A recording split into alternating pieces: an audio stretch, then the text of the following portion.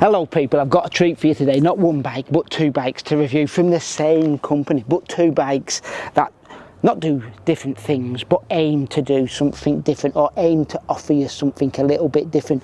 We have got a Cinelli road bike that's aimed to go fast, the new Aeroscoop, and we got one that's for, do I dare say, the connoisseurs, or those that like a little bit of a steel feel, a forever bike. The new Speciali Corsa XCR, a bike that's definitely taken my fancy. Shall we delve into it, see what the fine folks here at Cinelli are offering up for 2026? Let's get into it.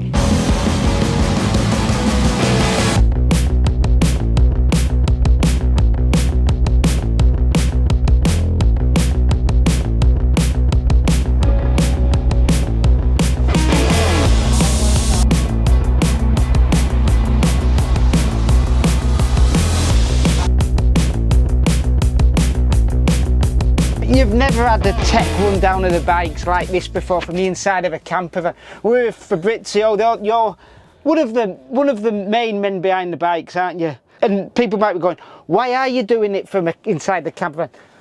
You know, a bike's in good hands when a man comes to work in his camper van, ready to go away to do what, a 360-kilometre gravel ride this weekend? Yeah. In one go. On the gravel Speciali, I'm guessing you're going to be doing it? Yeah, of course. Right, so first up, tell us about the Speciali road version, the XCR. Yeah, the XCR, well, the XCR is our updated model. Yeah. With the best tubing set produced by Columbus, the XCR, which is a biphasic stainless steel that can give you a thickness of the tube of 0.38 millimeter in the middle. So right, give people the idea, is that a Coke can, yes, two Coke cans? A little bit more than a similar, very close to a instead of a Coke can in the middle. But this material is incredible, comes from a French steel maker. Originally this material was designed for military boats.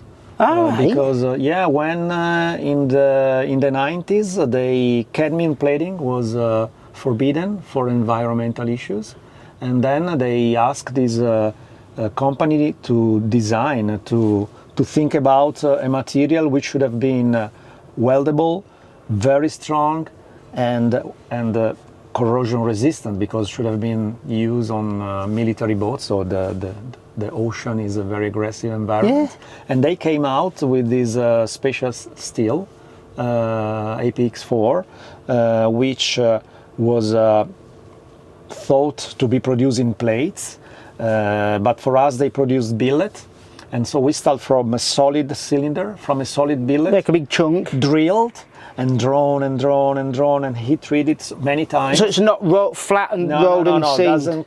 Doesn't come from a seam technology, but is from a real solid cylinder. Holy moly! Right, what's the aim of the bike? What was your the aim of this bike when you were designing it? The idea was to have a light frame, because of course now we are so used to carbon fiber frames, where the weights are so low.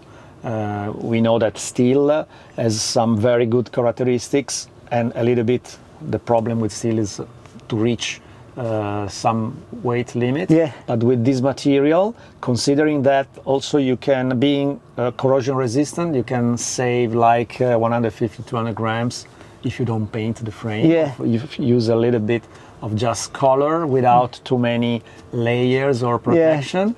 Yeah. So you can save weight from the painting, but in the end we have most of the advantages of steel, and specifically for this new Speciali XCR, the idea was to have the total internal cable routing, so to make this frame more and more similar to the aspect or the looking and design of the modern road frames. And it's the first one with 3D printed lugs, steel printed lugs. Yeah. To make this working, we designed some 3D lugs for the top part of the head tube and the seat tube area. Right. It's an incredible material. And then we've got the Aeroscoop, which is Your Aero bike, innit? Well, run us through that. Now we move to the to the other side of our range. We're still talking about road. Of course, Aeroscoop is our last baby, the pinnacle, the fastest bike ever made by Cinelli. We had very good results in the wind tunnel test recently. Top 10 with Tour magazine, which absolutely they standardise everything. Actually, don't they? We didn't expect such good results. We wanted for sure because we work a lot. Because you're a small team as well, aren't you? Yeah, we are. We are three people in the R&D office. We also use the help of some outside. But that's impressive when you go up against many brands who will have a lot more than that, shall we say? That's true. We have a lot of experience, let me say. Yeah. So tell us about that rear end, because that's a standout feature on this bike, I would say, innit? What's that cutout doing? Well, we wanted to work, as I said, on the aerodynamics, starting from the pressure too. So we didn't start. That's your previous race bike, innit? Yeah, from a white paper.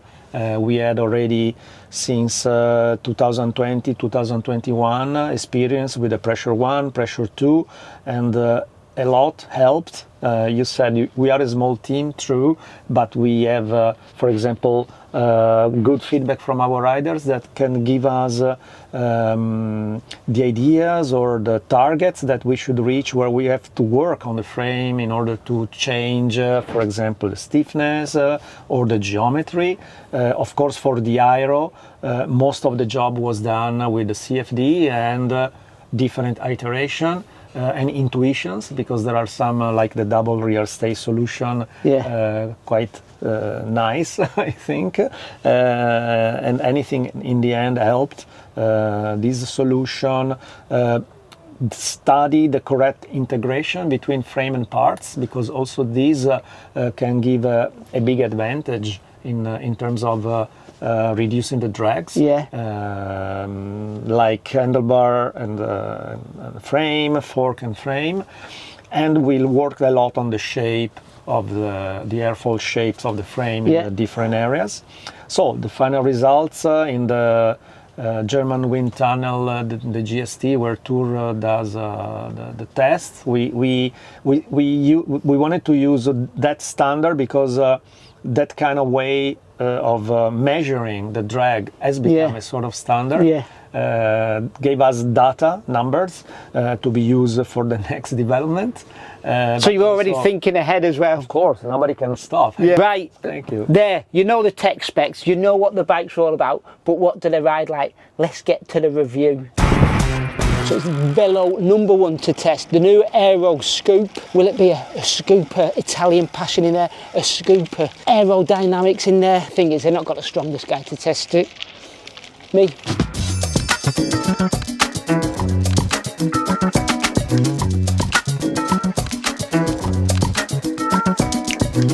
All right, don't expect much from that road ride footage.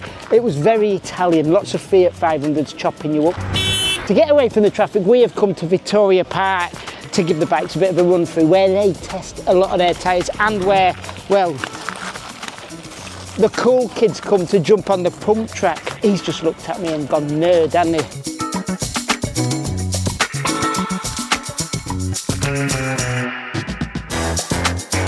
Keep traffic! You for today. Enjoy, lads.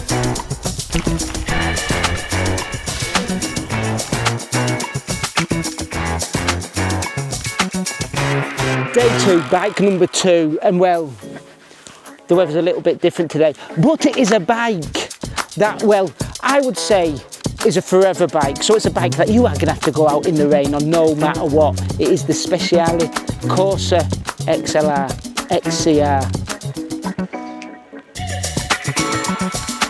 What is it? It's the Speciali.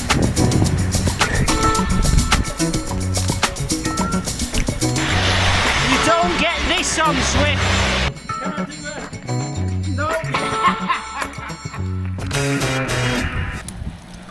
Alright, back at the factory. 2 rides done, 2 days, which were very different, shall we say, on 2 very different bikes. So let's delve into that Aeroscoop first.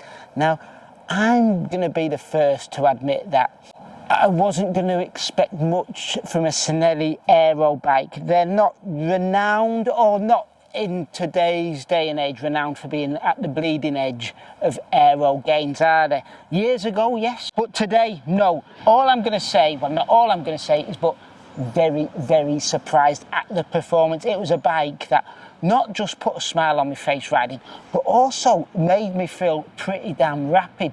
And that rear end, there's something going on there.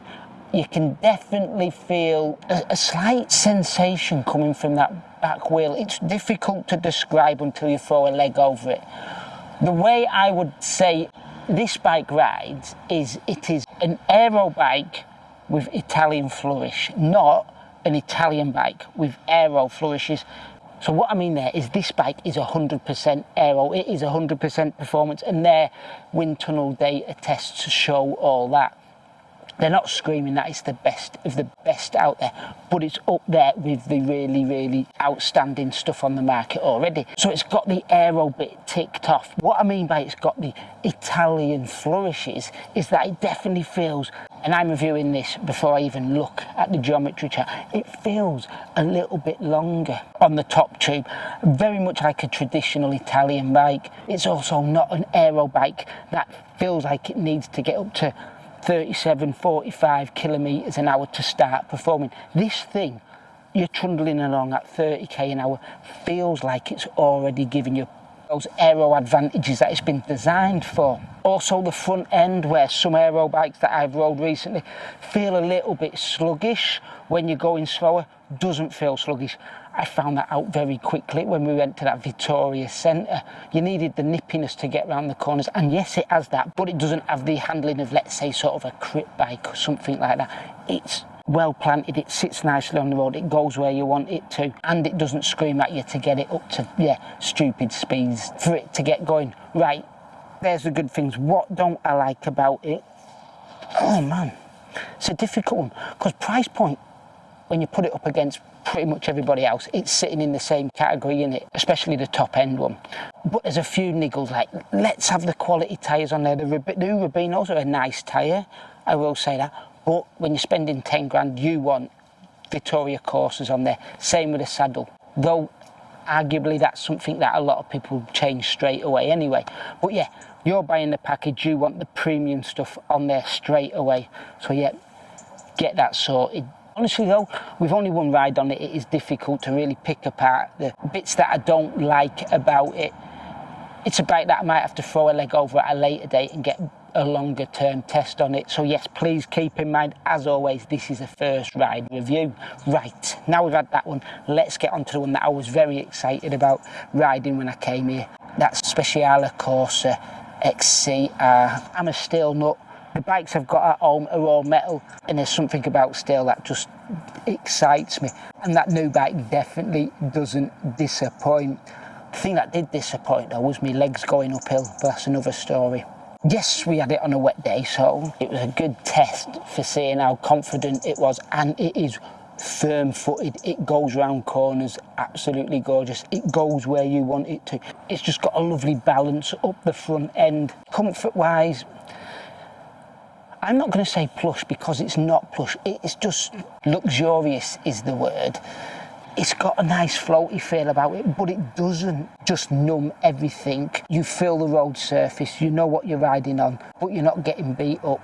It is a really nice balance. Climbing, as I say, legs weren't working that day, lungs weren't working that day, but you can definitely feel that it wants to go uphill. It's not going to hold you back. Yes, it's not as light as pure climbing bikes made out of carbon out there, but it's a bike you could definitely go out and, well, ride day after day for long distances and not feel like you're being held back. Just like the Aeroscoop though, looking for negatives on this bike is difficult when you've only had a short ride on it. Again, the tyre and the saddle spec needs to be updated for a bike at this sort of money. Quality on the welding, quality on the finishing cannot be picked apart at all on both bikes.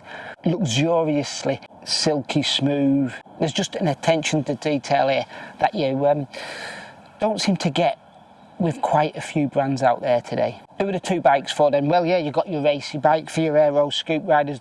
It goes up against stuff that I've rode recently, like the Argon 18, Nitrogen, your Van Rysel RCRF, stuff like that, without worry. It's that sort of rider. The XCR, on the other hand, what does that go up against? And quite simply, it's got to be custom built frames, I would say, because it's that sort of price point, that sort of, I'm buying this not just for this season, not for next season, but for a lifetime of riding. And I'm putting down that sort of cash that there's not many big brand manufacturers doing anymore. This is a bike for a person who wants a bike for life. Right, I think I've rambled enough, haven't I? Let me know what one you would choose, people. I know what one I would choose.